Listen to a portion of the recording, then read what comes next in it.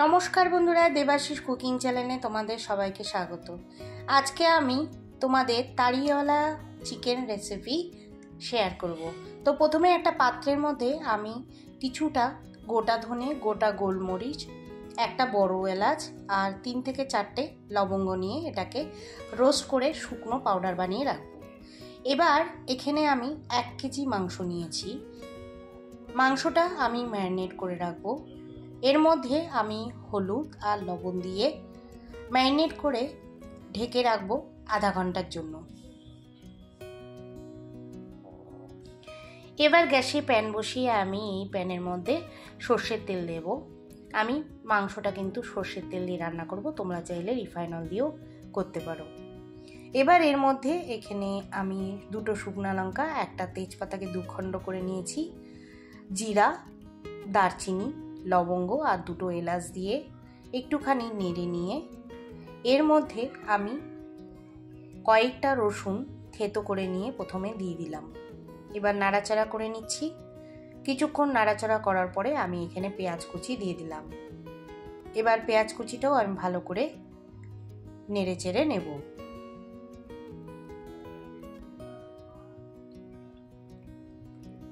একটু colour change হয়ে আসার পরে পেঁয়াজটা এর মধ্যে আমি আদা বাটা দিয়ে দেব। আবার কিছুক্ষণ নেড়ে নেব। কিছুক্ষণ নেড়ে নেওয়ার পরে আমি এখানে টমেটো কুচি দিয়ে দেব। টমেটো কুচি দেওয়ার সঙ্গে সঙ্গে আমি এখানে একটু লবণ আন্দাজ মতো দিয়ে দিলাম। এবার ভালো করে আমি নেড়ে চেড়ে নেব। এবার টমেটোগুলোকে আমি একটুখানি থেতো করে দিচ্ছি। এবার এর মধ্যে আমি ম্যারিনেট করা মাংসটা দিয়ে দিলাম।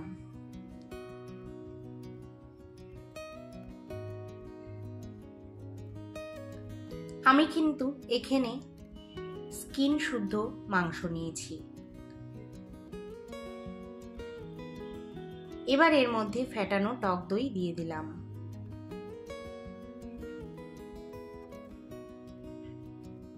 কিছুক্ষণ নেড়ে নিয়ে এটাকে ঢেকে দেব আর 10 মিনিটের জন্য হতে দেব।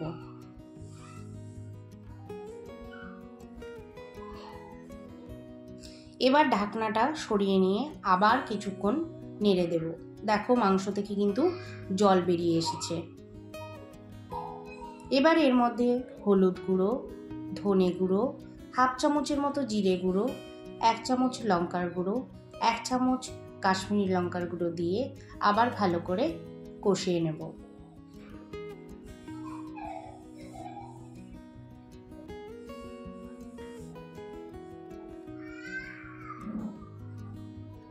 এবার আবার ঢেকে দেব মাংসটা। এবার ঢাকনাটা সরিয়ে নিয়ে আবার কিছুক্ষণের জন্য একটু নেড়ে নেব। আর আমি এটা বারবার ঢাকছি এই কারণ আমি প্রেসার কুকারে করছি না।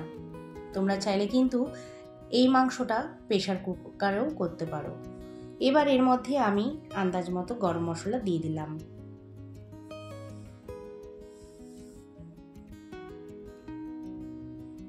এবার সামান্য আন্দাজ মতো চিনি দিলাম।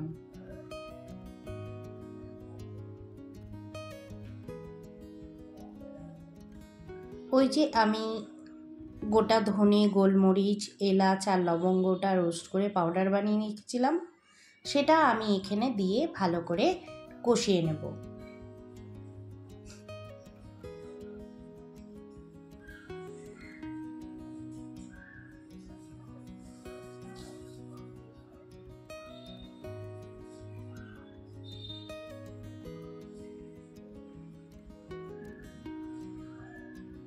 আর এই রেসিপিকে ভালোভাবে কিন্তু কষাতে হবে।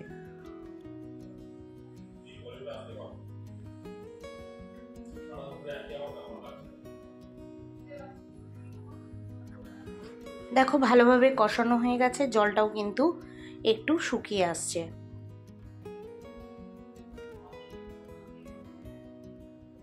এবার এর মধ্যে আমি কাসুরি মেথি দিয়ে দেব। কাসুরি মেথিটা একটু ম্যাশ করে আমি এর মধ্যে দিয়ে দিলাম।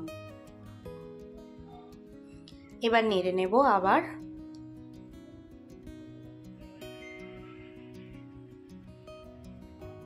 নেওয়ার পরে আবার এখানে আমি কিন্তু ঢেকে দেব।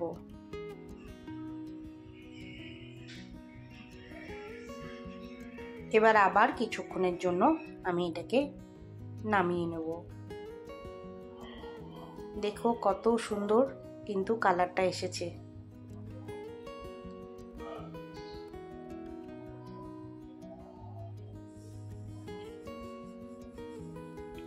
এবার এর মধ্যে আমি আন্দাজ মতো লবণ দিয়ে দিলাম। প্রথমে কিন্তু একটু লবণ দিয়েছিলাম, আবার একটুখানি লবণ দিয়ে দিলাম। লবণ দিয়ে কষিয়ে এবার এর মধ্যে আন্দাজ মতো জল দিয়ে দিলাম।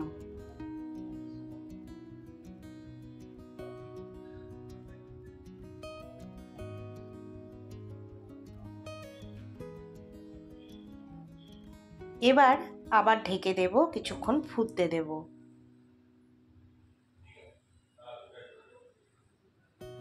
এবার ফুটে আসলে আমি একটু ঢাকনাটা উঠিয়ে নেড়ে চেড়ে দেব।